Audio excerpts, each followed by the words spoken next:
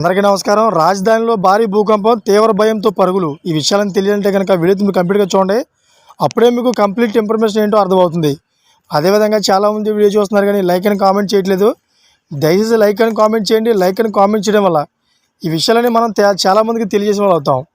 అదేవిధంగా భారీ భూకంపం ఎలా సంభవించిందో పూర్తి వివరాలు ఇప్పుడు లేట్ చేయగానే తెలుసుకుందాం.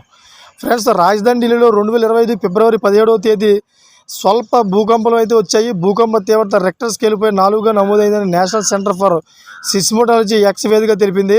ప్రకంపనలు ఉదయం 5:36 సంభవించాయని వెల్లడించింది. అంతేకాకుండా ఉత్తర భారత రాష్ట్రాల్లో కూడా బలమైన భూ ప్రకంపనలు వచ్చినట్లు పేర్కొంది.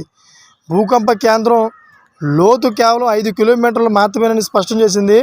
కొన్ని సెకండ్ల పాటు మాత్రమే భూమి కంపించడంతో భయాందోళనకు గురైన జనం ఇంట్లోంచి బయటకు పరుగులు తీశారు.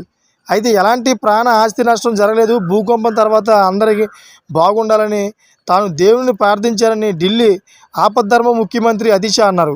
ప్రతి ఒక్కరి భద్రత కోసం నేను ప్రార్థిస్తున్నానని ఆప్ అధినేత అరవింద్ కేజ్రీవాల్ అన్నారు. ఢిల్లీ పోలీసులు కూడా ప్రజల భద్రతను పర్యవేక్షించారు. ఈ సమయంలో ఏదైనా అత్యవసర పరిస్థితి ఏర్పడితే 112కు డయల్ చేయాలని కోరారు.